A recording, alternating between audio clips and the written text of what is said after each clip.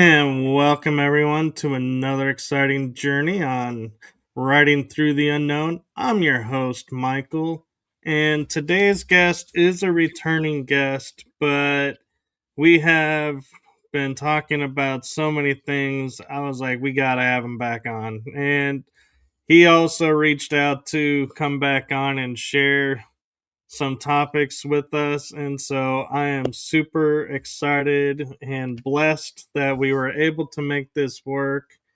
And so I'm going to give the option to my guest to either introduce himself again or jump right in and start talking about the topics that we have. So I'm going to turn it over to the one, the only time traveling informational extraordinaire, Aage Nost. All right. Well, thank you, thank you. I have coffee in hand and I am ready to go. So I know you suggested that we talk about what happens after we drop the body. Like most people call it, we die. I hate to use that word because nothing dies. Just go into a different room. Right. I like the metaphysical definition where we transition from one form to another form. There you go. That'll work. Yep. And you also suggested that we talk a little bit about time travel and maybe timelines, because these days people don't realize this, but maintaining a timeline with good things in it is a very important, and we have control of what we can keep in that timeline. In fact, one of my books here, I'm going to show you in a little bit, I have a whole chapter in the back of it about how you can do two things. One of it, control your timeline so you make sure there's good things in it, as well as also be able to manipulate time and see and experience things in the future and the past. Yes, the future too. So just hang on, don't go anywhere. Like we used to say, don't touch the dial. So, oh God, am I that old? I remember those, so if you are, I'm that old with you. Yeah, yeah, God, I'm older than some of the hills around here, so I guess I remember that. But yeah, the rumor on the street is that there will be a day when we all are supposed to be able to experience what it is in the so-called afterlife. Um, for some of us, well, I'm talking for myself now, another 275 years, then I'll get to see it too. But the first thing that happens when you drop the body, you are going to be really surprised. You're going to stand there, look back at yourself. Wait, I'm in bed, but I'm here too. How can that be? Can I be two different places? It's going to blow your mind unless you really have studied it so you understand the environment that you step into. Now, that is very important. And that's another thing you'll find in that book I'm going to show you in a little bit, because that explains what you can expect and what is out there. You know, See there? I have an Yeah. interesting question for you, Augie. I, I'm wondering when we do, like you say, drop the body and are looking back, is it the shock of seeing ourselves that will cause a lot of confusion and, possible conflict with where we are? Or is it the fact that our mind is going to be flooded with, like, they call it the ultimate knowledge? We will have access to absolutely everything. And so, will that be what causes us to sit there and go, wait a minute? How, how do I process all of this? Yeah, from what I understand, the sensations of what you will experience after you leave the physical body is going to be anything from absolute terror, fear, surprised, and in some cases, yes, I graduated. Now I'm getting out of here. All of those feelings can show up. Depends on your level of conscious understanding of the universe and yourself and life. So, if you understand that this physical body is actually nothing, it is just a presentation that is created as a construct for the mind to be able to run around and have experiences. Like a So, vessel. yeah, vessel, there you go. And there is a lot to learn while we're here, and there's a lot to learn after we drop the body. See, a lot of people out there, if you stumble onto this show as an absolute atheist, you don't think there's nothing after you die. You are one of those people that's going to be really surprised. And you are going to say to yourself, huh, now what do I do? Yeah, you don't know what's going on. But there's a lot of evidence, absolute evidence for the fact that there is something after. Let me just spend a minute on that because we have the videos of ghosts. YouTube is full of it. And we have the voice recordings of spirits talking to us. Go to YouTube again, put in the Tesla Spirit Radio. There's a radio that you can make for about 25 bucks, and you can put that thing together and you can talk to dead folks. Everybody can do that if you understand a little bit about electronics, maybe solder and things. But also, there is physical evidence, and that it is called ectoplasm. That is kind of like a grayish, whitish substance that sometimes just comes out of absolutely nothing and shows up in the physical. That shows up sometime when people are possessed by negative entities. They can say they comes out of their ears, they comes out of their mouth. This substance shows up, and if you run that through a electron microscope and try to find the atomic structure of it, it doesn't make sense. It's not supposed to exist. So there is physical evidence as well. But a lot of people, they're too busy with family and business and stuff to think about anything spiritual at all. And when they drop the body, yeah, they are going to be surprised. Now they're going to find themselves sitting there not knowing what to do. Or there will be somebody there to meet them. Usually their mom or their dad or their spouse or something that already may have passed. Because there's a saying, and that is that nobody dies alone. That is usually true. But there are times when there's nobody there. And that is a little alarming for some people. But in order to find out what really happens afterwards, we should talk to the experts, shouldn't we?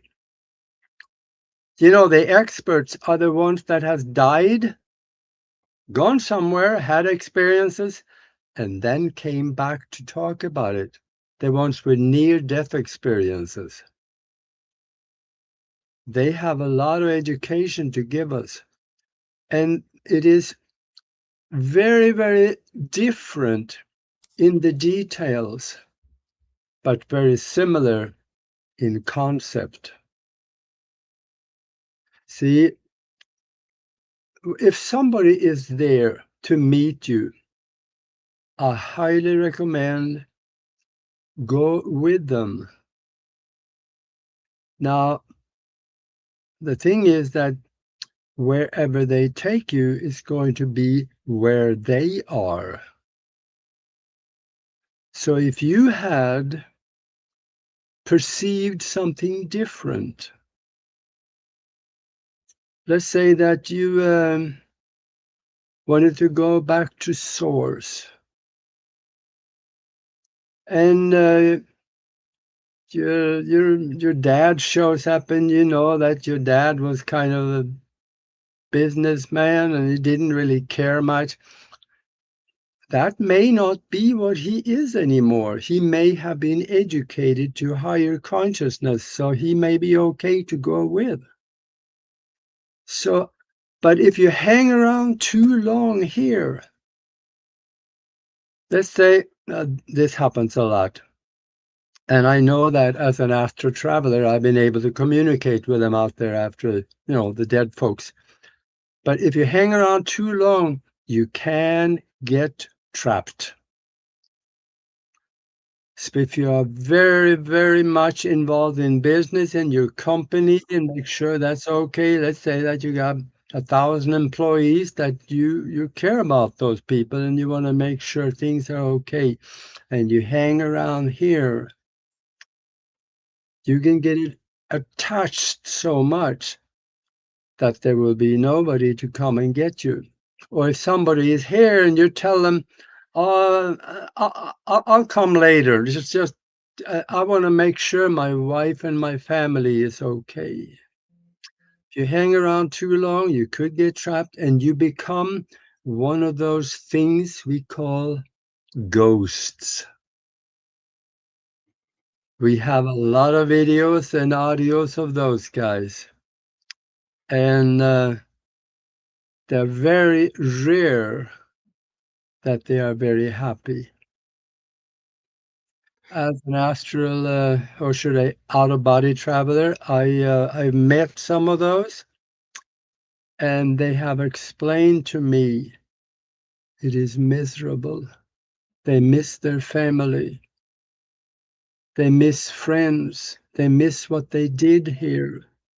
They are so attached to the physical, they don't really want to go anywhere else.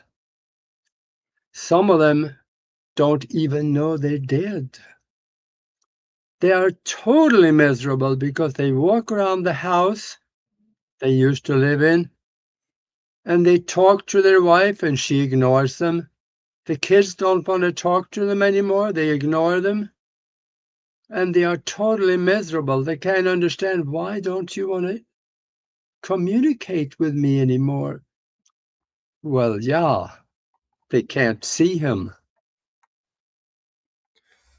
So, I actually have an interesting question for you, Augie. And in the metaphysics, we have what are called windows. And what it means is it's a moment where you are at choice to transition over or stay here. And so if we pass on those windows to stay here, is that, like what you're saying, going to increase our being stuck here, or is that a different effect of what you're talking about? Exactly, you got it. That window is for a short period of time. When somebody come to get you, you have the chance to go home or somewhere, usually at a higher vibration than where you are hanging around the house where you used to live. So that window is open for that time. If the people that come to get you get tired of waiting, so they say, all right, give me a call when you're ready. I wasn't joking about that. Give me a call when you're ready. There is a spiritual telephone. Let's say that you drop the body. Let's say you get killed in a car accident, totally unexpected. And yes, there are accidents in the spiritual world too. It happens. And let's say that you suddenly find yourself without a physical body. You're walking around the street looking at yourself mangled all up in that car, and there's fires, and the cops are there, and everybody's there just trying to get you out. But you're standing on the sidewalk looking at it and say, that looks interesting. Wonder who that is. Well, it was you. So if you find yourself in a place where you don't want to be, there are some that have dropped the body and they find themselves in total darkness. Everything is, I can't see a thing. And they can hear things, hear voices, or they can feel there are somebody there around them that is alarming because you can't see them. I'm mentioning that because that happened to somebody that had a near-death experience. There is a telephone. If you don't want to be there, use the telephone. Remember, in the physical world, everything is communicated with your voice box, words. Outside of the physical, we don't have a voice box, so we can pass air through it to make sounds. There, everything is telepathic. So now, let's say that your mom passed 11 years ago, and visualize your mom standing in front of you. Look at her in your mind and tell her, I love you, Mom. I love you. I love you. Say it at least 3 times. And then tell her, come and get me.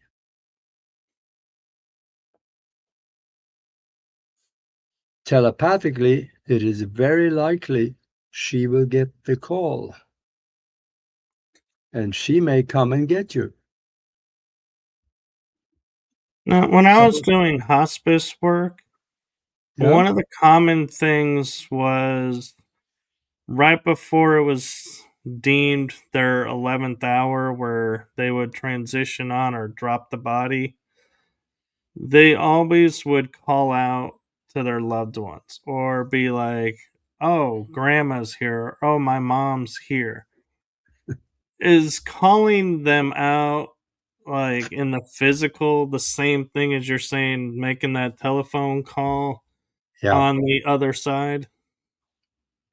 yeah, they have a way to come up because they know you're going to be passing pretty soon. So they come to be there and meet you and tell you, wow, you graduated. Let's go home.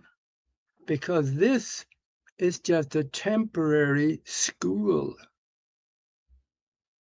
And some of us graduate with more knowledge than others. The reason that we take on this physical body in the first place, well, several reasons. One of them is to have experiences that will enhance our spiritual growth and spiritual capacity. But souls also like to have fun. They want to have fun experiences. They want to learn things. Some of us want to learn about science. I mean, I love science and flying airplanes. I did that for 23 years. And there's something that's why we say that, in order to find out what you should do, find something you love to do and you'll never work a day in your life. I have been able to do that pretty much most of my life. And that is one of the things I'm going to take with me 275 years from now when I drop the body. So all of these experiences enhances the spiritual growth. There are some that comes and do things that also brings it the other way. There are some that come back and do things that doesn't really enhance them. That could be by plan because they needed or wanted that particular experience. I know there's a lot of people that have done things here. They are afraid that they're going to hell. You know about that place down the basement next to the furnace, right? Right. So that's what religions are all about. And Yeah. I don't think there's a rule about this because even if you've done really what we call bad things, you can still end up with bliss afterwards. The reason I'm saying that is because about 20 some years ago, I ran into a guy in Tucson that was a sniper for the army in Vietnam. And he had, I think he said, right about 20 confirmed kills. And when he came back, he told his minister about that in church, and the minister said, oh boy, killing 20 people, you're going downstairs. You're going to be in hell, so you got to prepare yourself. He believed it, but then he had a near death experience, and he found himself with family and wonderful people in long white robes and light beings, and everything was bliss. There was a phenomenal feeling of love where he was. So he came back and he told his minister, you better get your shit together because nothing like that happened to me. So I'm not coming back to this place again. He left the church and became more spiritual, and that's how he found me. It's interesting that, so many people believe the church about like heaven and hell because like the Catholics, I'm thinking I have this right, created purgatory where that was your review. If you weren't quite sure, you were in purgatory until you deemed yourself. And then they were like, well, we're closing the doors to purgatory. So it's either one way or the other now. And it's like, wait a minute. If these are spiritual realms that we go to, how is a human closing the doors to this space? And so therefore it like reinforced to me that concepts of heaven and hell don't exist because we can't close them. And and it was like, when the church said, purgatory is closed, my first thought was, well, what did you do with everybody that was still in there? Did they get Yeah, destroyed because you get, closed the doors and just forgot about them, so they just disappeared now? yeah, Or that's all. You get out of here. You know, you yeah. can't be here anymore. Yeah. No, purgatory is an absolutely religious created manipulation of your mind. There is, but if you are Catholic and you absolutely believe in it and you didn't get the memo that it doesn't exist anymore, yeah, you may find yourself in a place like that because what we believe, totally believe, here goes with us after we leave. You may find yourself in purgatory. Or if you are absolutely sure that you're going to hell, you may find yourself in a place that resembles what you thought it would be like. But the good news is you don't have to stay there. You can No, and think yourself out of there. Yeah, and I don't know if you watched TV in like I think it was 80s and 90s time frame. I don't remember which decade exactly, but there was a show called Touched by an Angel. Yeah, And to me, that show on so many levels should have woke up so many people, because to me the most important part about that show was actually one of the underlying factors, and that was the role of Andrew, the angel of death, because he was this nice guy that just walked up and was like, "It's time, we're gonna do the," and it was like this nice transition. It wasn't a guy with a scythe that's coming and you look like, are you gonna behead me or welcome me? What's going on here? And so I feel like that show kind of was like a, a shift in reality of what the yeah, transition is gonna be like, from fear to you're gonna be surrounded by love no matter what you've done, no matter what you choose, there's always that love energy there. yeah. That's right. There is love in everything, even if it's a really bad situation. There's still love in it somewhere. You may have to look for it, but there's always something good in everything. I know that because I've had some really bad things happen, but good things came from it. In fact, I am here today because of one of those bad things that happened to me. Had that not happened, I wouldn't be here. I would be doing something different. Well, it's no secret. I've talked about it before. I lost absolutely everything I owned in 1997 and 8. So I figured to rebuild, I gotta rebuild somewhere where I don't have to shovel light and variable in the winter times. I came to Tucson, and it was a good move. Yeah, Tucson's a nice area, and there's there's a lot of strange activity that goes on in Tucson. I have a friend there that he likes to go up on the top of structures and watch the mysterious lights in the sky at night, Yeah, and around the mountain too. And I got the pleasure to join him one night, and it was quite an adventurous night. Aside from that, but yeah, I mean, you can see what looks like planes, but they're not acting like planes, and you're like, yeah, this is every night?" And he's like, "Yeah, pretty much." I'm like, yes, that's wow. true. In the Tucson mountain up here, I have a telescope that magnifies 300 times.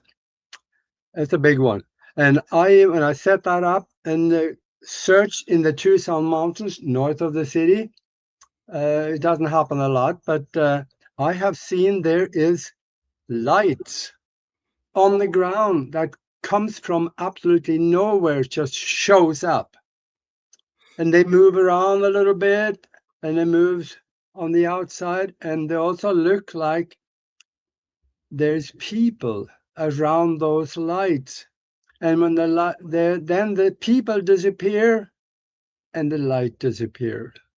So there is things inside those mountains north of Tucson that come out ever so often to maybe look around. Right, and I had a similar experience when I was in Rennes Chateau around midnight one night. I was walking through town where I wasn't supposed to really, but I went up with a friend anyway, and we were being really quiet just to see. And it was around one of the sacred mountains. We saw this bright light, and I was like, coming from the back of the mountains, and I was like, that's like brighter than any city I've ever seen. And we were like, but there's no city over there that's that close. And we turned and we went to the other side of Rennes Chateau and we looked down and we're like, well, here's a city right here.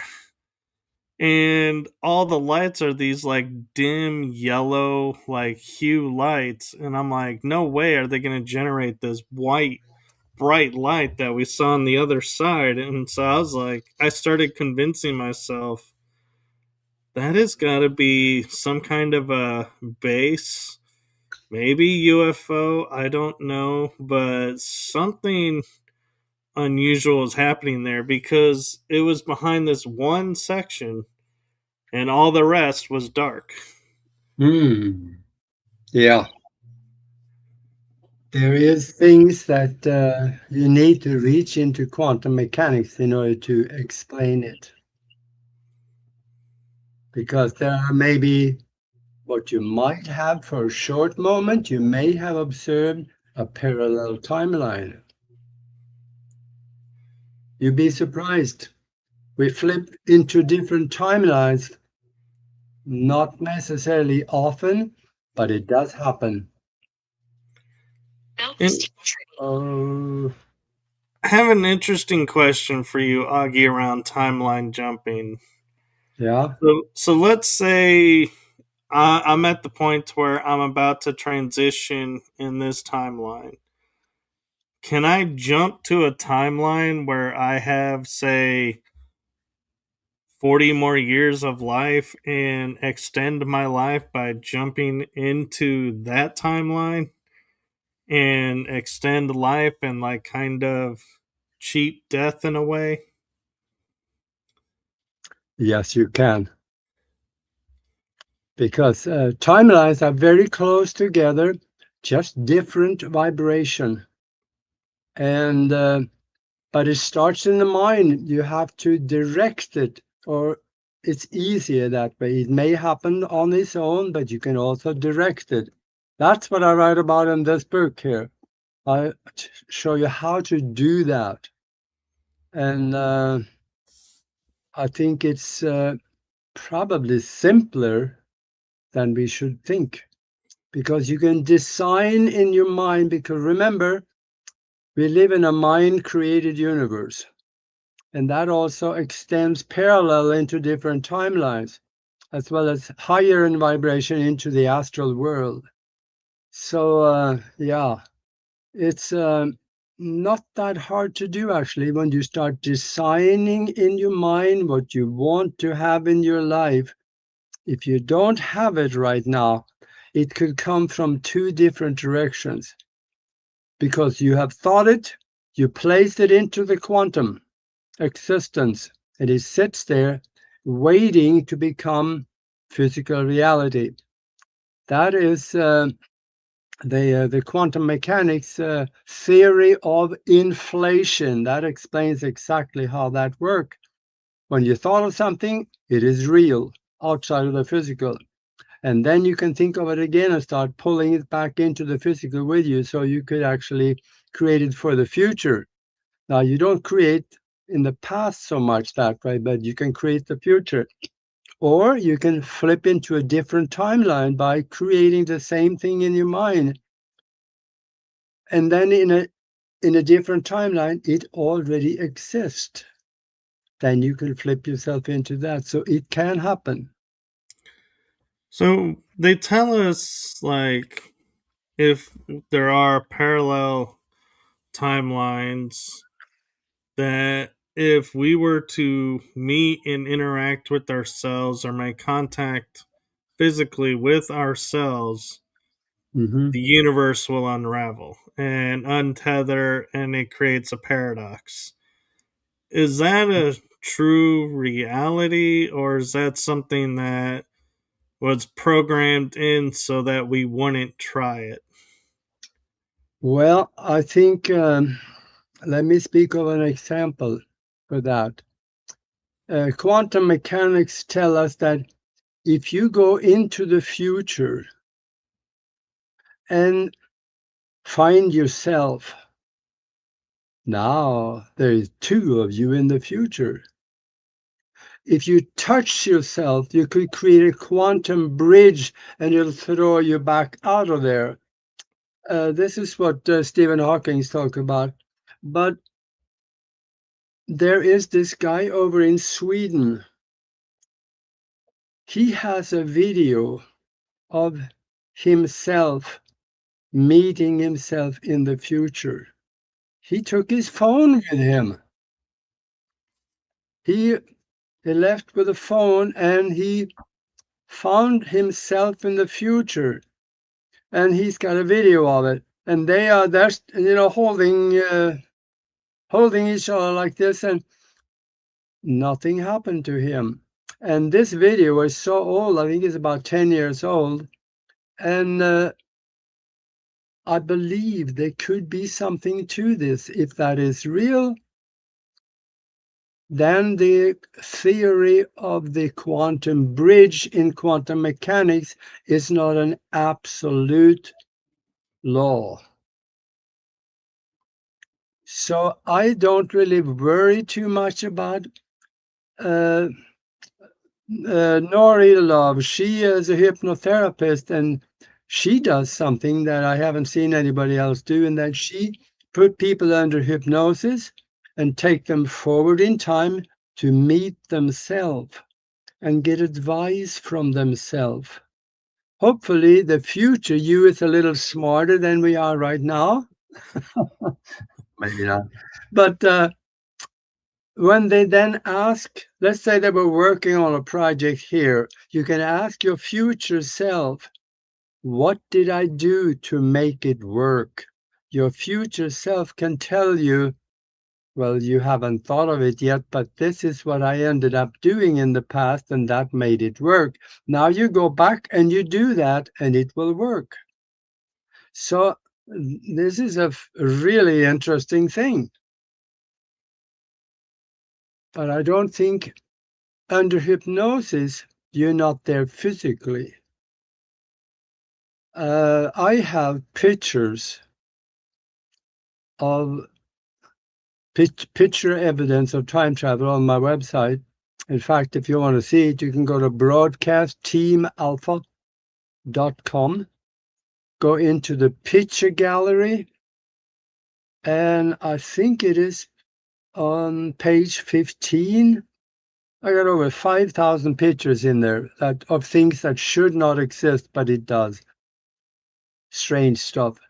Page 15, there's two pictures in the middle. They're two kind of greenish picture that was taken at the same time, but it's a different picture. So just click on the picture, you can read the text that goes with it, and you'll see how I did it. But these time travel is a real thing. And the reason governments and science says, there's no such thing, you can't do that, is because it's probably a good thing. What would happen if everybody could do that? You screw up the past so bad that nobody could repair it anymore, because everybody will go back and create things that they like to see, and they'll mess with other people's life that is with them at the time. Right. So it really will screw up reality. So I think that's a good thing that not too many people can do it. But even though back in here, there's a whole chapter on how you can do that. So I think if you look into time travel, you can find that if there's evidence. Since we're on the subject, the best evidence that I found was, I think it was about 2003 or something like that. There was a guy named he was playing the stock market in New York, and his name was Andrew Carlsen. He started with $800. And I think within 2 or 3 weeks, he had increased that to $350 million. And the regulators start looking at that and they said, wait a minute, nobody can do that. So they arrested him for insiders trading, took him to jail, put him in front of the judge, and the judge says, this is phenomenal. How'd you do that? And the guy, he didn't really talk about it much. And he said, yeah, well. And the judge asked him, we are going to, now I want to know where you got the information from. Who told you to pick on those 126 different trades only that gave him $350 million? And the guy said, yeah, he says, it got out of hand. He says, the reason that I could do that is because I'm a time traveler. And for about 70 years in the future, he says, I read history. I found out which companies would start with basically nothing and explode into higher gains. And I bet on them, he said, and the rest is history. So I really am sorry about this. You can keep the money, he said, I'll just leave. And the judge laughed at him and says, you're going to stay in jail until you tell us who gave you the information. And he put a $1 million bond on him. And about 2 days later, a guy showed up with a suitcase with $1 million in it, gave it to the bailiff at the front, the clerk, I think. And they let the guy, Andrew and him, they left, and they were never seen again. Now, there is two stories about that. One did say, oh, that's just made up story. And the other one say that is true. And if you know anything about me, I'm a little digger. So I went to the website. I called first to Rikers Island in New York, where he was kept in jail. And I also went to the prison record. And I found, I'll be dang, there is a guy named Andrew Carlson that left behind a $1 million bond and never showed up again. So, yeah, I believe the story is true.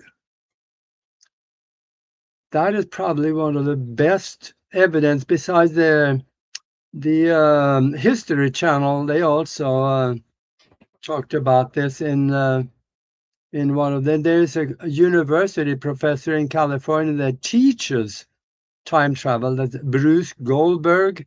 You can Google him and he'll show up. He teaches how to do it. And it sounds ridiculous, doesn't it? But Actually, I kind of wonder, if, going into the future, we could take our cell phones. I get it because the technology may still be around to make them work.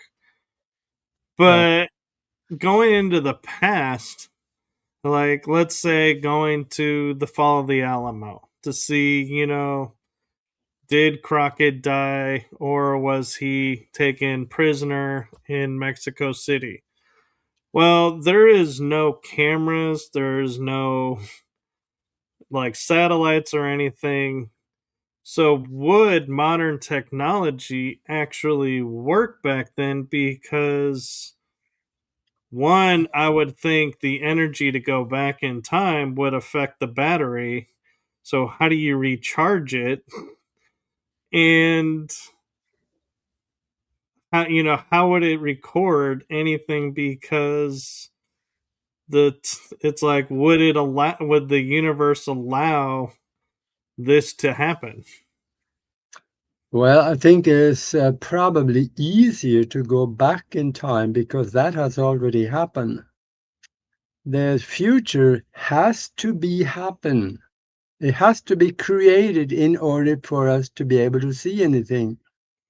If nobody have ever thought about something, let's say there is a concept that nobody thought of and nobody placed into the quantum field by thinking it, it doesn't exist, then you cannot find it. You got to think of it first and create it, place it there, so that the linear time that we create here are able to reach forward to find it. And that's what one of the things, I think we talked about this once in a previous show, about the time travel device that Stephen Gibbs made, didn't we? Yes.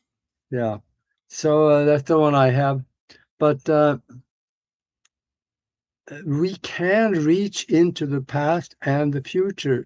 And I've seen some of the future. That's why I won't worry about the future at all. The future is good. Now, the thing about it, in order to get to the good part, there may be a month or two that is a little troublesome. Maybe, yeah, a month or two where nothing works. So we have to prepare for that. And otherwise, you can create the future here and now so you can live it before you actually have to live it in the future. Create in your mind what you want to have in your life. Then visit it every day. Walk around in it, do it, be it. And when the more you do that, the more you solidify that bubble of energy with that in it. And then you place it in the future, let's say at a Christmas party or something. So, and visit it every day, and you go up that timeline from here now until the Christmas party. And when the Christmas party comes, all you do is walk into it and it's yours. If you really want to learn how to do that, then again, here we go. I explain a lot about how to do that and I've done it very successfully quite a few times. Especially one time when I went after my dream, but I was still a farmer back in Norway. How in the world could I become a professional pilot in the United States? There's no chance. But I kept dreaming it into existence, and here I am. Now, and that kind of brings to my mind that concept of free will and the concept of it of because we believed and put our energy to it, it made it real. And so a lot of times we will sit there, and we'll be like you're saying, I want to do this.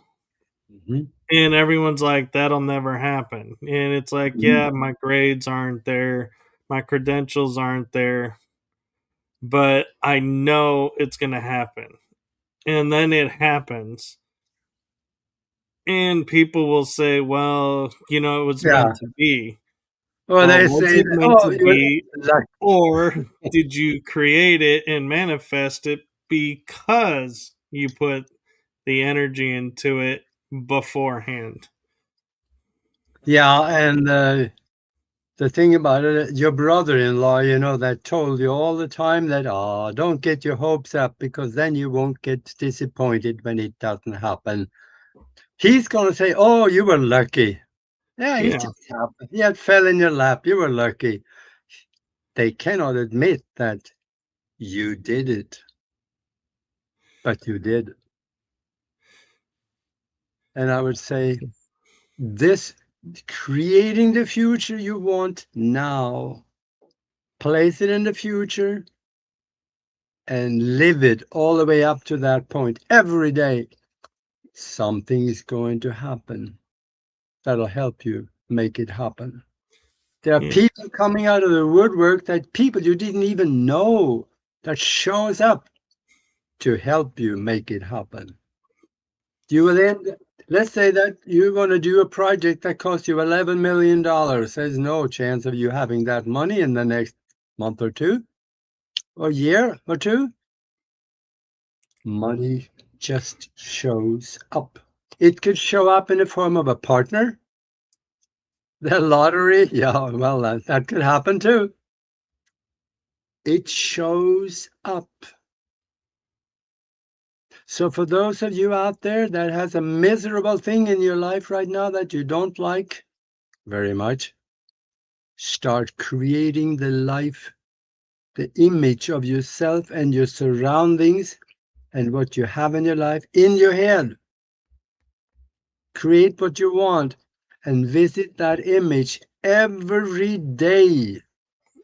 You're gonna, you see, you are creating your future right there, because we live in a mind-created universe. There are repeatable scientific experiments that prove that is true. Starting with one experiment done almost 100 years ago, the double slit experiment. Google it and you'll find out. And then we have the Helmut Schmidt experiment. He was able to alter the past in his experiment. He did it many times. And then, of course, there is James Gates. He's a physicist. He spent the biggest part of his life studying the universe. And he said, when we look deep in the equation explaining the fundamental particles of the fabric of space, we find computer language. We didn't put it there, but it shows up. So he said that proves that we are living in a simulated, mind-created existence. And when you look at the blackboard, he says, well, he's not him, others say it too. They say that if you add everything up on the blackboard, put it all together into one equation, it shows that there's a 93% chance we are living in a simulation. Somebody is creating the environment that we can run around in and have experiences, learn, grow, and also the emotion that we create has an interdimensional effect that they get to benefit from. And now So, that goes back to the after death again. The, so there I, are, I yeah, I have a function or aspect to myself that I don't really share with a lot of people, and I'm curious your thoughts about it. Is when I was in my 20s and early 30s, I like my parents would ask me like, why are you doing this or this? And I would say because I know this is going to happen. And sure enough, it would happen. It's like I knew future events before future events, how they were going to unfold. And then one day I woke up and I was like, I don't have it anymore.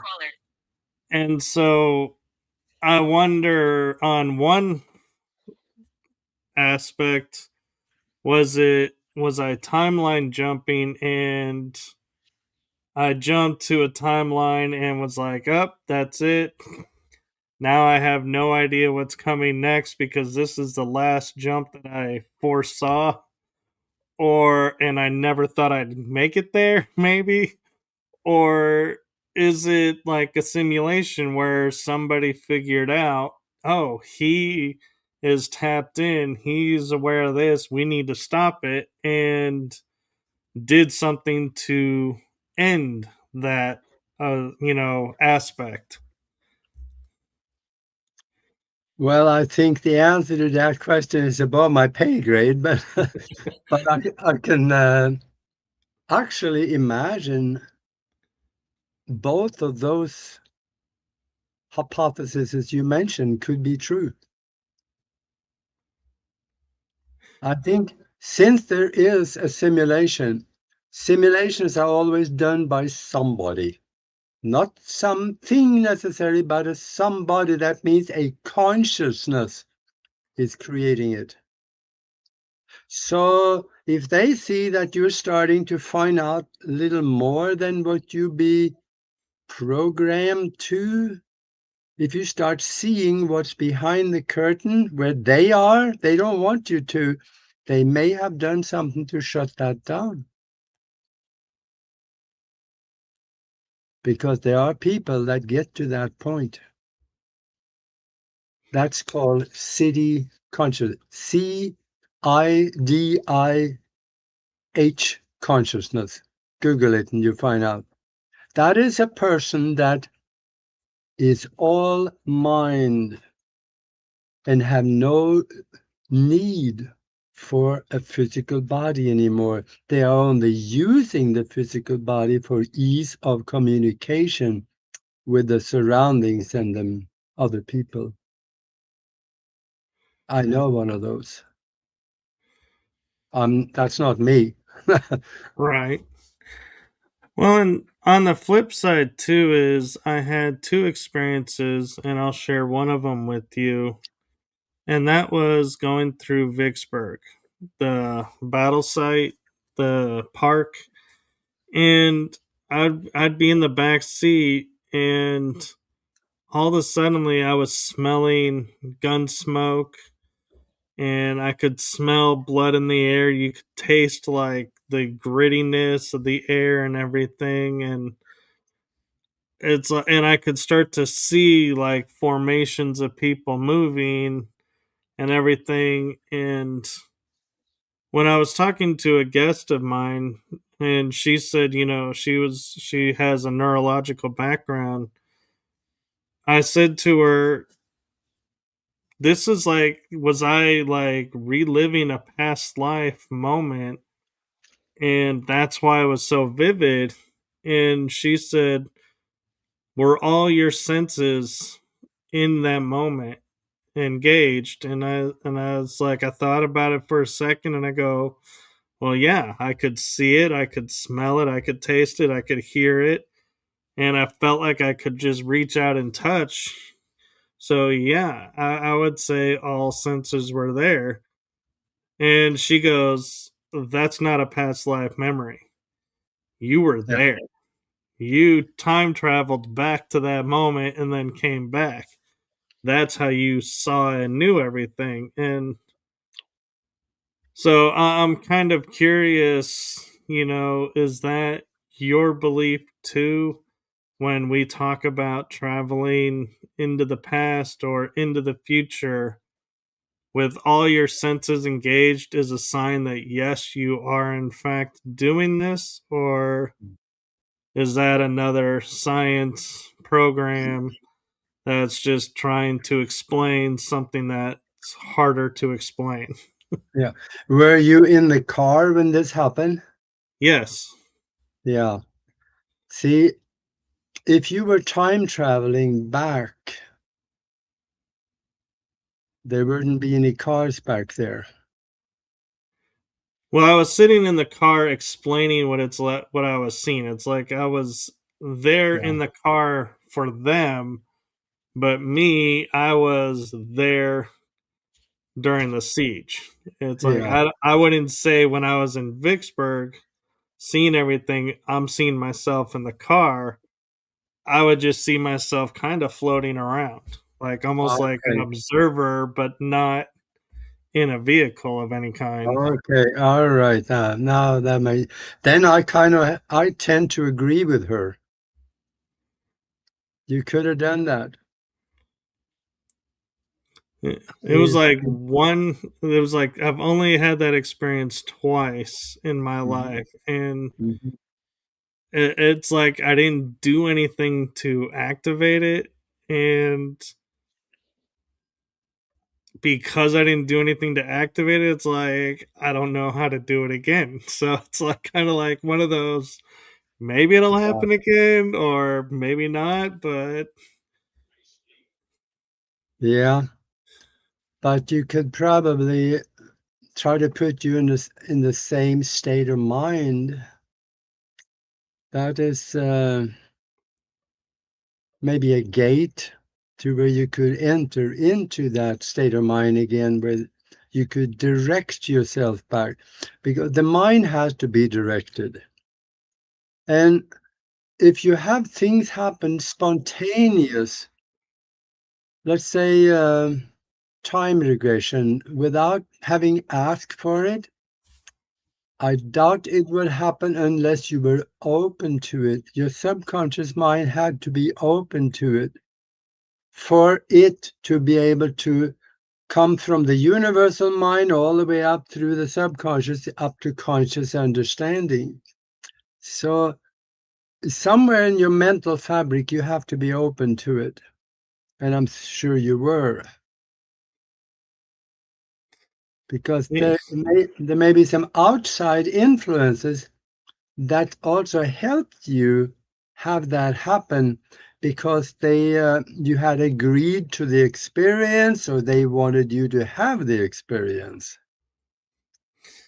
and what was amazing to me is with everything going on, you would think, people may be, in the car, they may be like, what's going on? What's going on? What are you doing? And everything. But instead, my mom said the funniest thing to me when I felt myself return when the experience was over, is she goes, now see, I wish you were a history teacher, because the way you just explained that brought history alive.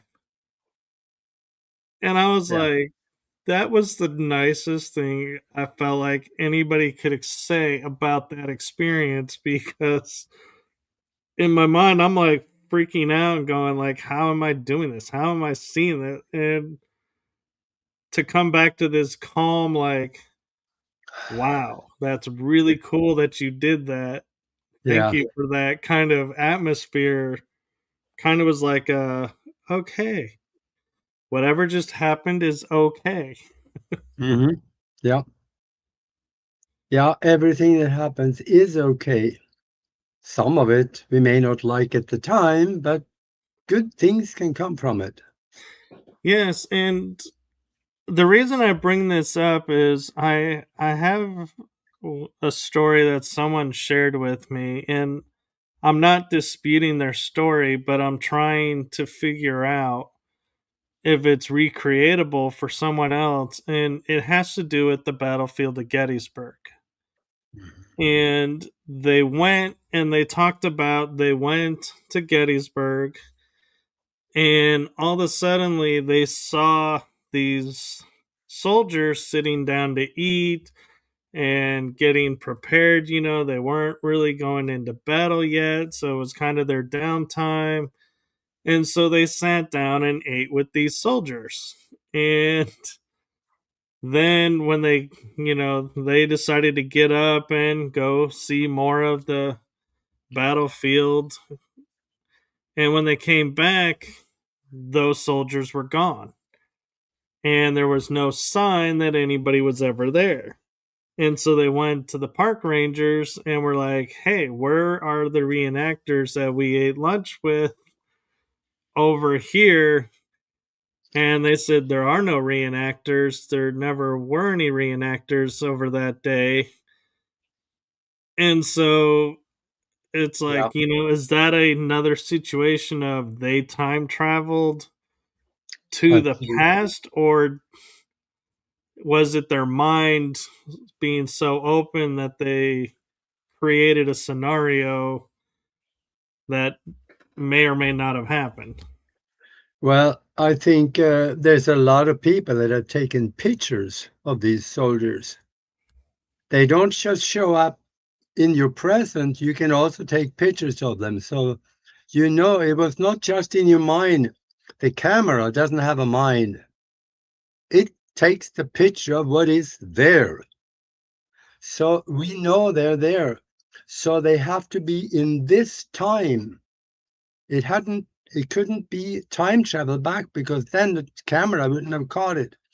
Now, the thing I am thinking here is that these people that were sitting there, they never knew that the war was over, and they continued into the future. So you had a time slippage or a timeline slippage, and you slipped into their timeline for a little bit. You were able to associate with them and then came back. I think there are, from what the pictures, the pictures show is that the battles of Gettysburg is still continuing. They are there, they're still fighting because they take pictures of it. Yes, and I kind of have to wonder with all the battles of the Civil War, you know, there's Antietam, there's, Gettysburg, Shiloh. But Gettysburg was one of those major battles that was, for all intents and purposes, an accident. It wasn't planned, it wasn't orchestrated. Two armies met because one didn't know where the other was and accidentally clashed. And so everything, that was the one battle where they were like, it's a culmination of mistake after mistake after mistake because there was no plan. Could that be why, like you're saying, we're having these time slippages more apparent there because it was unexpected and therefore maybe more traumatic to them, the experience? Because I mean, when you think about it, going to Shiloh, for example, the army's over there. You're either going to die, get wounded, or survive unharmed. Yep. But when you're marching and all of a sudden an army's in front of you, you don't have that mental preparation of here's what's going to happen. You're all of a sudden in the oh my god, what do we do now mode. We weren't supposed to be engaging anybody today. Yeah. What? So does that play an impact on Gettysburg? Yeah, I'm not so sure if they knew where the enemy was because there were things in the Gettysburg Address where they indicated that they had some pre-knowledge, but we don't really know. So I think that time is such an enigma when it comes to us slipping into another timeline. That happens. Not all the time, but it happened quite a bit. And we don't know it because it looks just like here. There's just small variances, like maybe a picture hanging on the wall in a different place.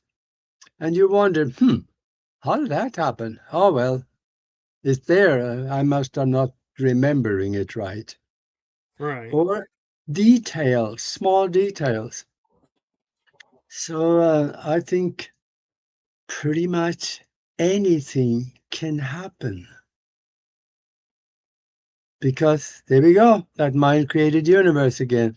And that creation goes up into the astral world as well, and up into, I don't know how far into the higher dimensions it goes as an experiment or a simulation. But an out of body traveler is pretty simple. I'll teach you how to do that in this book also. So you can go into the astral world, and it's not a good place to be. There's entities there that is pretty needy, and they're angry, and they're afraid. They attach themselves to you. So try to get through that into higher vibration, and you can think yourself into that. But when you go into the higher vibration, you see things. The entities are different. I hear people say here all the time, I can't wait until I get to the fifth dimension. Yeah, sure. You're going to find out when you get there. Not the place to be in the lower levels of the fifth dimension. But there are sixth, there are seventh, and I I've been a little bit up there, but it's difficult to get up into the higher vibrations. That is pretty much by invitation. If someone see it will help your spiritual growth to see what is up here, you could be allowed to go there. But otherwise, I tried, but it hasn't really worked for me to get up into the seventh and eighth. Some people are telling they have videos on YouTube saying, "Yeah, I've been to the 12th dimension." Yeah, sure. Uh, Yeah. when you get above the seventh or the eighth, it kind of flows together. It is all light with beings, conscious beings in it, and there's bliss. The home for everyone, or should I say, the source of everything up in the higher vibrations. I don't know where it is, but it is there. So that's one of the things that we have when we drop the body, when you so called die, find yourself outside. If you go through the tunnel, when you get through the tunnel, you're going to get to somewhere. They call themselves the guardians of the soul. And they're going to be receiving you, or maybe your mom is there and she said that, hey, you graduated, come on here and meet these people. And they're going to be very convincing, trying to get you to reincarnate again to complete things that you didn't get done while you were here. So now you got a choice. Do you want to listen to them or go and take on another life cycle and go back and have all the misery that you had before because you couldn't finish it, or some other thing? But you have a choice. You could tell them, I am done with reincarnations in this vibration, in the physical. I want to go home to the source.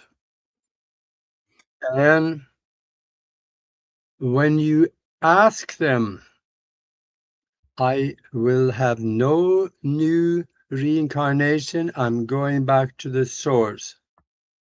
You may have to ask them 3 times before they give up on you, because what you are in front of, and I remember this from when I did it. I went back and I relived it. There is a table, kind of like that's what for me. It's a round table and there were things moving in there, and I was presented with about 3 different lifetimes. Could have been 4, I'm not sure. And evidently I picked this lifetime. And I ended up doing this, but I could also have told them, if I had known, that I don't have to do anymore. I am an eternal spirit. I have all knowledge already. I don't have to go back and relearn what I already know. So I want to go back to the source of all things, where there is only bliss. Everything is phenomenal feeling of love. Everything is good. There are no misery. Yeah, So and you just got me thinking about something, and if what I'm thinking is true, it may rewrite paranormal, investigations, especially of battlefields.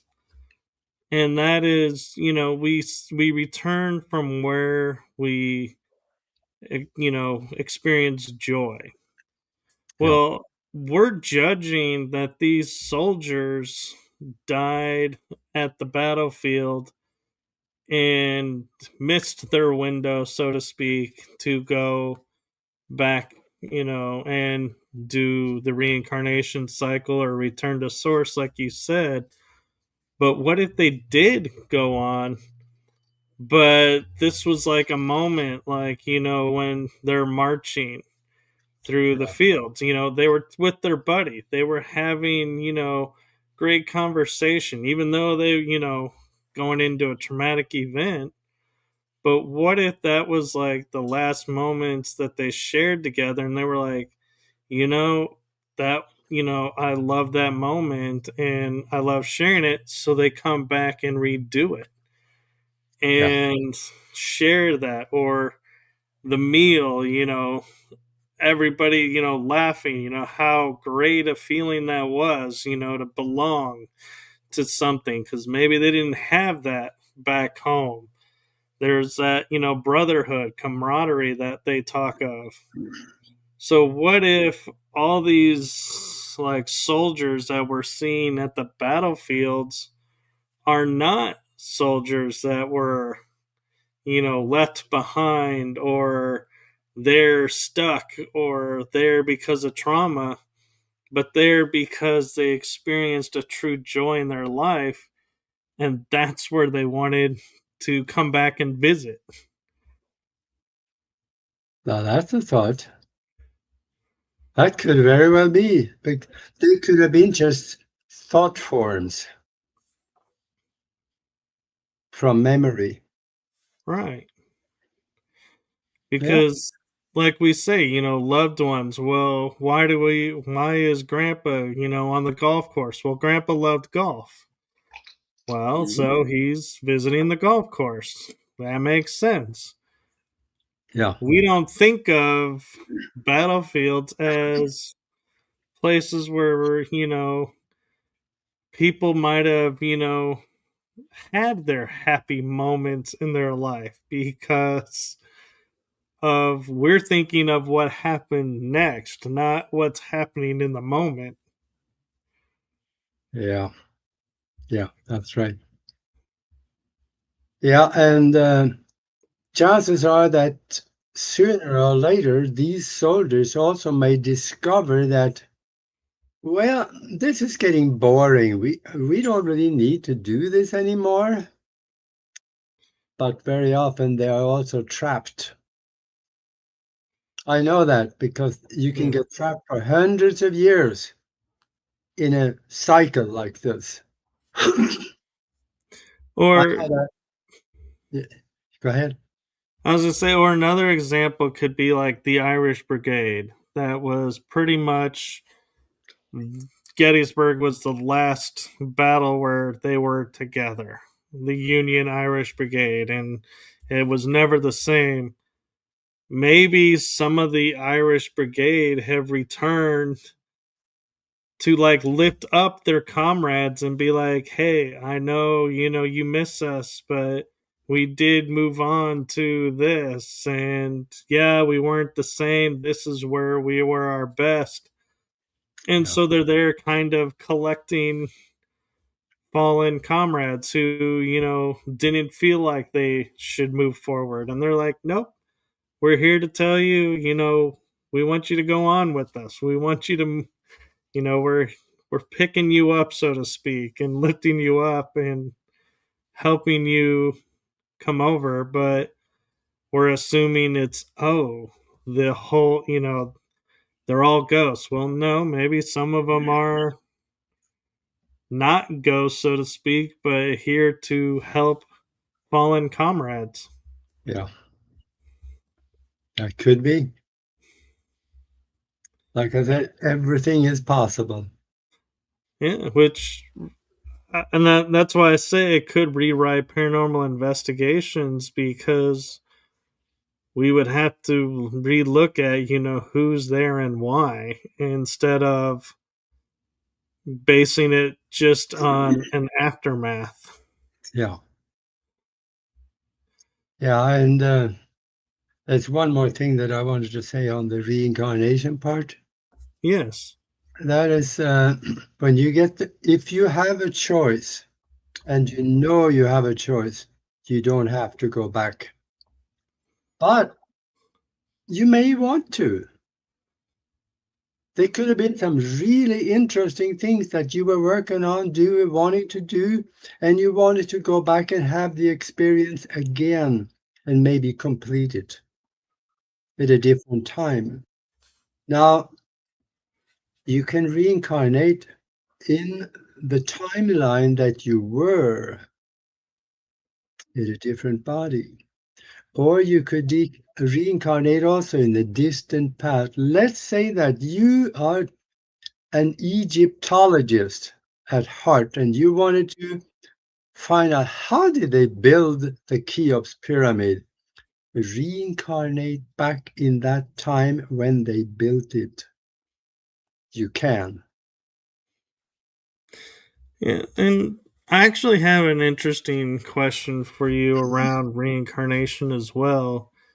And that is when we go to lay our body down and leave it, so to speak, we only call to like our mother, father, or like grandma, maybe. In other words, a close relative in the timeline. Is there a reason we don't call, like, hey, let's say, for example, distant cousin of Julius Caesar? And I don't go on my deathbed and go, Julius, come help me. Why we only call the more recent? Is it an innate knowledge of they're probably reincarnated and unable to help, and that's why we call mom, dad, grandma, or uncle, aunt the closer relatives and not our distant relatives? Yeah, I think it works better when you're someone that you already have a close connection with. Because remember, we are connected to everything, but we are better connected to some people and some things. So if you are better connected with family, that's probably where you have a better chance of making the connection. If you call out to Julius Caesar, we have to figure out which one of them. There were many Caesars. So yeah, they may get the call, but hey, who's that guy? Well, I'm joking here about that, but it is not as well connected, so I doubt if that probably would happen. I'm not sure. I That's brand new to me. I'm not thought about this before. Yeah, and I hadn't either until we were talking about this, and it's like, yeah, we always hear everyone call a more recent relative Yeah. versus an ancestor. Hmm. Yeah. Well, that's this is an interesting arena, and it is our responsibility to figure it out while we're here, because what we have here will travel with us to the next existence. And from what I hear from people that I have communicated on the other side, whatever they knew here, that's all they know there. Unless they have been taken to a place where they can get a re education. And like I say, when you drop the body, don't hang around too long. Go with who comes to get you or go back. You can always come back and visit later. You will be allowed to. Right. So, just don't get stuck here, because being a ghost is no fun. Let me give you a Right. quick little 40-second example on that. While I was still back in Europe, I think I was probably about 19 years old or so, on a bet. We were talking about ghosts, and on a bet, we heard that the cathedral in Trondheim, Norway, was haunted. And somebody bet me and another guy that we wouldn't dare to stay there overnight. And of course, you couldn't anyway, because they closed the door and get everybody out at night. But we went in late afternoon. We went up into the back, up above the one of the organs where they play music. and we hid. So when everybody left, they locked the doors, and we were still in the cathedral. And, and then it got dark. There was just a few faint lights from street lights that came in through the windows, and we could hear people singing down in the major hall. They were singing down there. There was somebody screaming, and we could hear somebody like dragging chains behind them, walking up the middle of the corridor in the main hall. And it scared the shit out of us.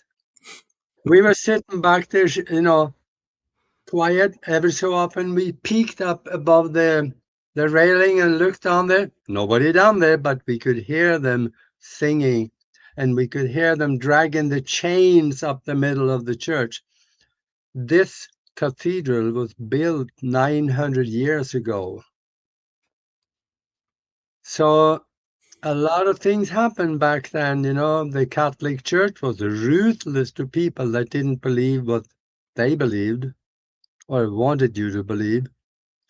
So it could been those ghosts in that cathedral could have been there for 3, 4, 5, 6, 700 years, 900 years. Could have been 1,000 or more because you're Yeah. assuming attached to the building and not the land. Yeah. Yeah. And in the morning, I think it was 9 in the morning, they opened the cathedral back up. And we waited a little bit until there was some people in there, and then we snuck out and left. And we were not back for a good while. What did you get for winning the bet, though? I forgot what it was. It was probably a bottle of moonshine with scotch or something. That's what we did back then. Yeah. Did they believe you that you spent the night in there, or were they like, Yeah, no? yeah, they were there, and when we came out in the morning, so yeah, they believed us. Hmm. I bet there weren't that many bets after that, though.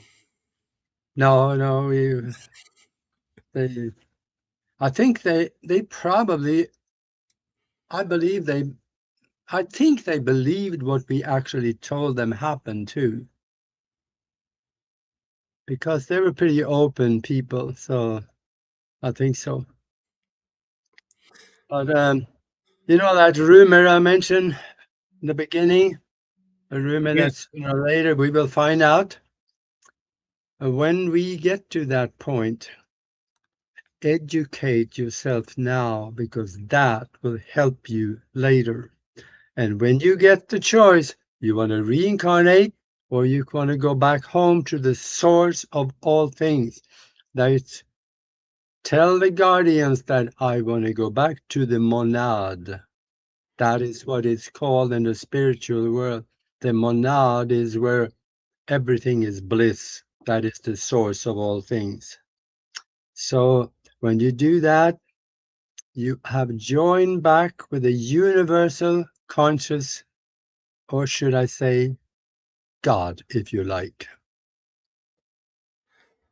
And I know Christians and Muslims, they're going to say, nah, yeah, yeah, yeah, yeah, sure. They, Well, probably the but, Jewish too. yeah, them too. But the Jews are not that stupid, though. They don't believe in hell.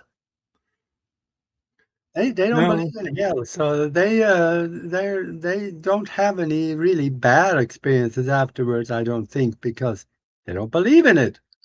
Christians do, and that's why once in a while it can happen that you have a bad experience.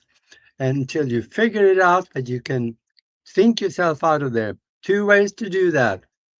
One of them is forgiveness. Ask forgiveness for what you thought brought you there. And then another one is use the telephone. Ask your mom to come and get you. Or you could ask if you believe strongly enough in this guy that lived 1998 years ago, Jesus asked for him to come and get you, but ask for forgiveness also. That is a key that opens doors and locks. And when you say ask forgiveness, is it forgiveness for yourself or forgiveness of how you treated others, or are we talking about what was done to you that you were experiencing? Well, the to you part I'm not so sure with, because we create our own reality.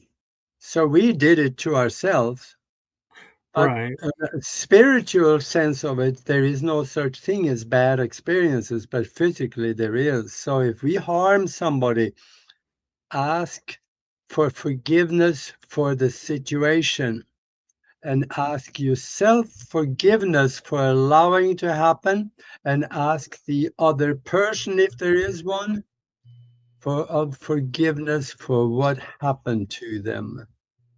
Because you may not have been the only one doing things. There may have been other peripheral energies involved in what happened.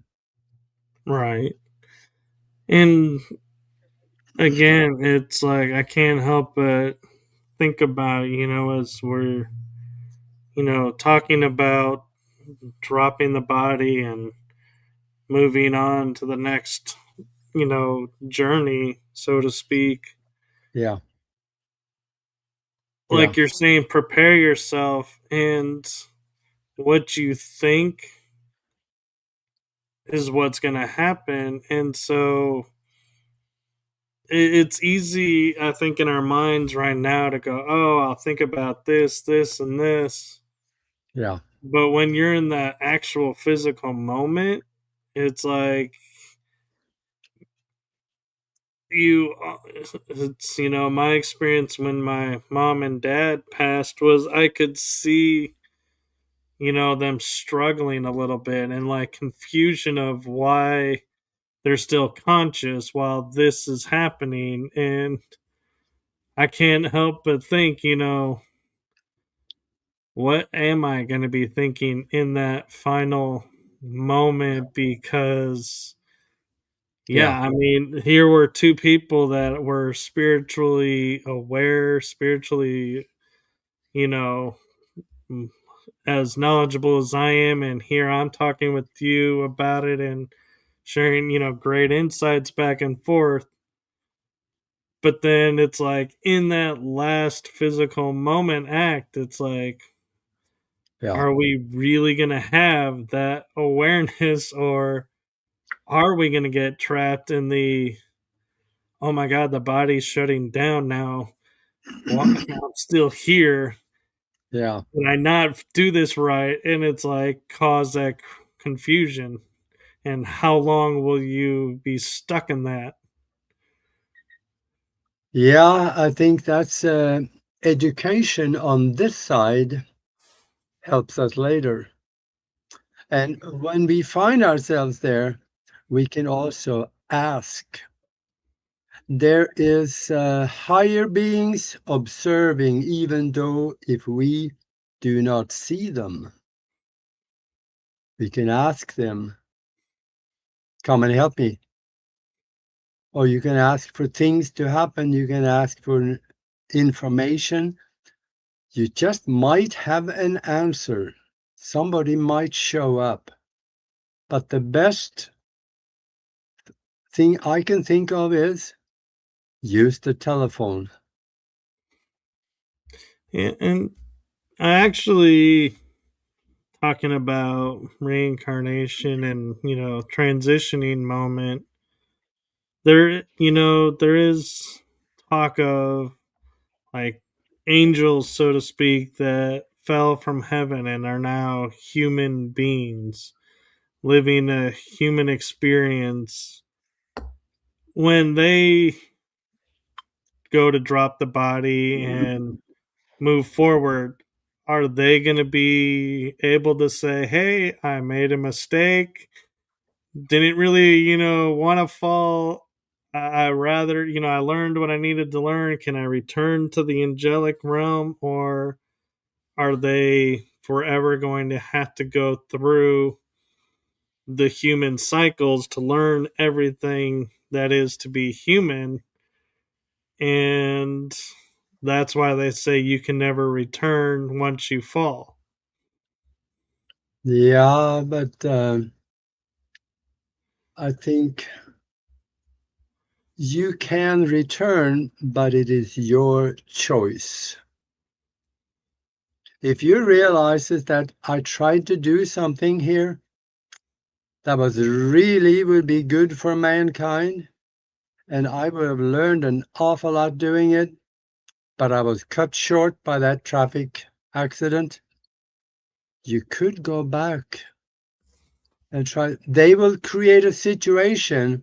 The guardians of the soul will create a lifetime situation where you can go through in a different time, different place, go through something similar and learn that experience, maybe slightly different, but you can have that accomplishment and learning experience.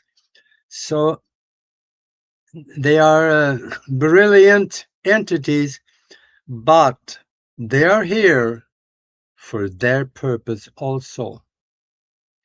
They are very likely entities that is funneling you back for you to have experiences and feelings, especially the negative feelings.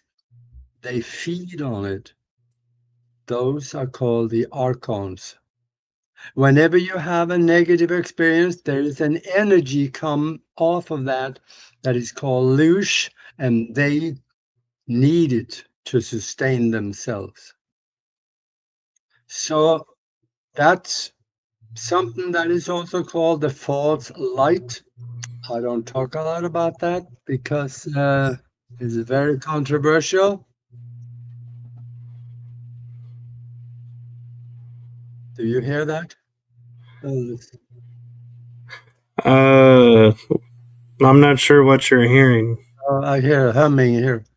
Okay, there you go. But the false light is real. But you will hear and you will understand what it is by questions that you ask. You can ask, will this light lead me back to the source of all things? Or are you, ask them, are you of the light from the source of all things or the monad? If they do not answer yes, they are not. They are very likely archons that is there to harvest you, send you back into physical creation again so you can have experience. And they will have the energy coming off of you to sustain them. So this is, yeah, there is video on this on YouTube that some of them are a little misleading, but it is something that we need to learn about.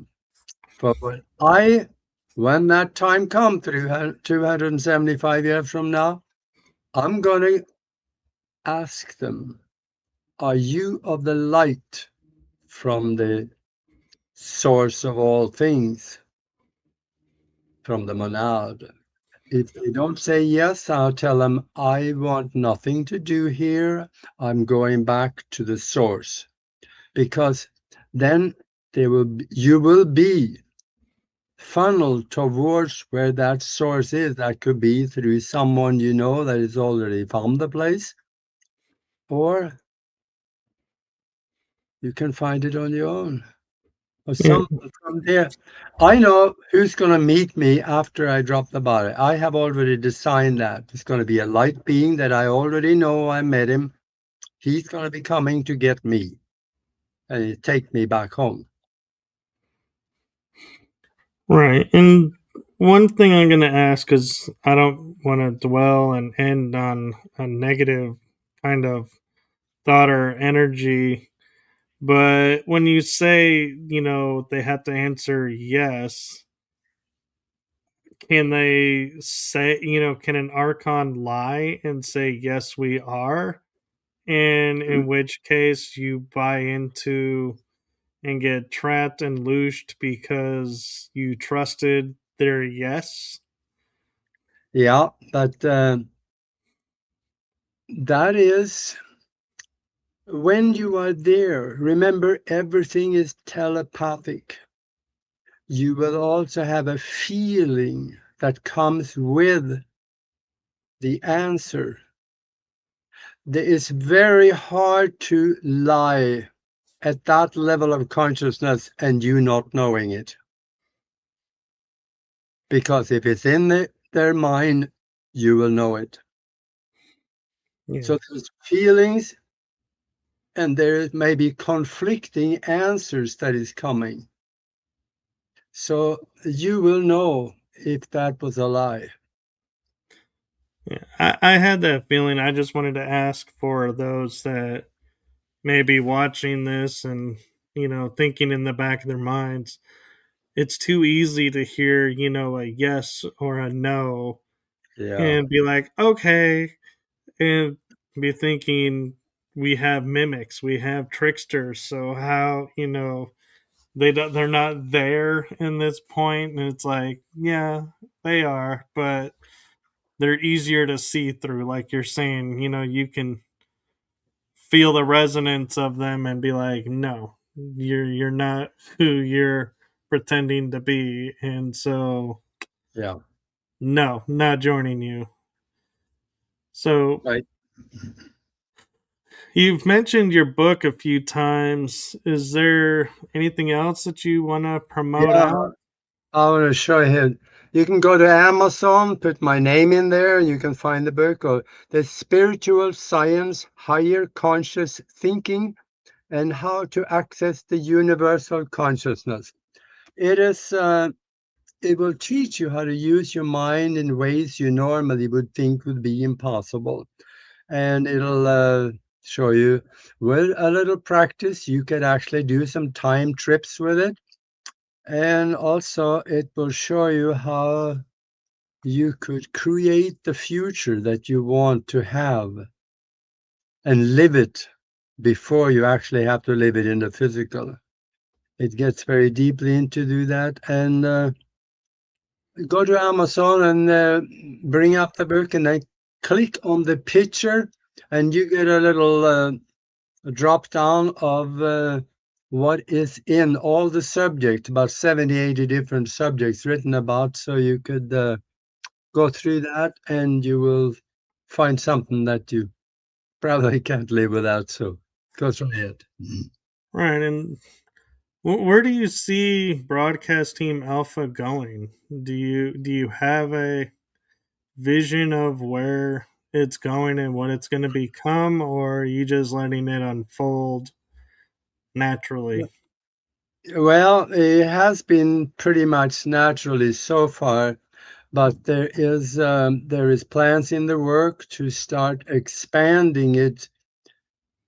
There is a way to get it on national TV in many different countries, and I'm exploring that, and it can be done. So we're going to expand a little bit on that, and I'm also Nora Love. She ended up going back to full-time nursing, so I don't have a co-host anymore. And I need one, so I'm gonna have to do something about that sometime. I feel like I'm just hopping around on one leg here right now. Well, you do it well. Well, we all got over 1,000 videos that we done for 7 years, so we done okay so far, but it's going to expand. Well, I wish the best of luck to you and to Broadcast Team Alpha, and I'm also kind of laughing and smiling because I know you don't need it because you are unfolding in such brilliant ways already. So I just know you're going to be excelling no matter what happens. And so thank you. Yeah, we're having fun, and that's the thing. And then we have Mac, the producer behind the curtain that makes everything happen, and nothing will happen without him. So I really appreciate him. And also Divya, she is excellent with her artwork on everything we do. So we have a good crew. You do, and they have a great system that you put in place. And I almost wanted to say a great leader, but I know you don't view yourself as the lead, that you view everyone equally. And so that's why I turned around and said a great system. Yeah, and the thing about having fun is important. Look at what you and I do. We get to associate with some of the most interesting people in the world. How can anything be better than that? We're having I, fun. I agree. And the beauty of it is you don't leave the conversation feeling like, oh my god, I looked so stupid next to that person because they were here and my level is here. It's somehow we managed to do this and we equal and treat each other equally and Yeah, respectfully, and I feel like it's an authentic conversation and that's what people love. yeah, absolutely. Oh, well, I can see the bottom of the coffee cup now, so I guess we're done, huh? Yes, and before you go, I have one message for you. Oh, And that is from my heart and the heart of my shows to you. Thank you for what you're doing for humanity. Thank you for being you. Thank you for modeling authenticity. And I'm even going to say thank you for showing us humor in everyday life. It is greatly appreciated, well received, and I offer it back to you. well, thank you very much. I will take that, and like the word goes, to you, ditto. Thank you. Same, same to you. And to everyone that's watching or will be watching, be sure to follow Aage on Broadcast Team Alpha. Yeah, And you can follow along on my shows. And do like, subscribe, and follow because you never know when Aage will be making another appearance. He is always welcome, and it's always a joy and pleasure and an honor to have you on. yeah, and something I want to mention real quick before we go, and that is that 5 years ago, Nori and I created a mastermind, a spiritual think tank. If you really want to know what's going on there, I'm tomorrow night. That means Thursday night, and of course, if you watch this in the future, go back and find out on Broadcast Team Alpha YouTube and well over 20 other platforms we're on. Find the one about the mastermind and watch it because you will get to experience the med beds on this one. Oh, wow. So go have a look. That is That's on exciting because eight we talked o'clock. about those the last time you were on. Yeah, 8 o'clock East Coast time on Thursday night. That's tomorrow night, and the what is tomorrow night? That's the 13th, Uh, isn't it?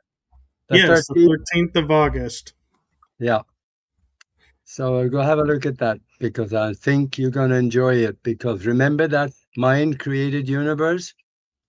I've done something like this before, and people that listen to it over and over again, they find themselves becoming a lot more healthy than they were before. We Very have cool. done amazing things. Saved the lady's life. She was on her deathbed in the hospital and walked out perfectly healthy the next day. Created rain out of almost clear skies, and we do a lot of goofy things. If you want to be part of this and check it out, go and send me an email to TheMasterMindConnection TheMasterMindConnection@gmail.com, or just get a hold of me. You can find me. And then I'll send you some information and a link to come and check it out. Thank you for that. And truly, thank you for everything you're doing. You're so welcome. And you too. Keep doing it. Yes, and with that, we are going to say have a wonderful afternoon, everyone, and we will see you on the next episode. Good night, everyone. Very good night.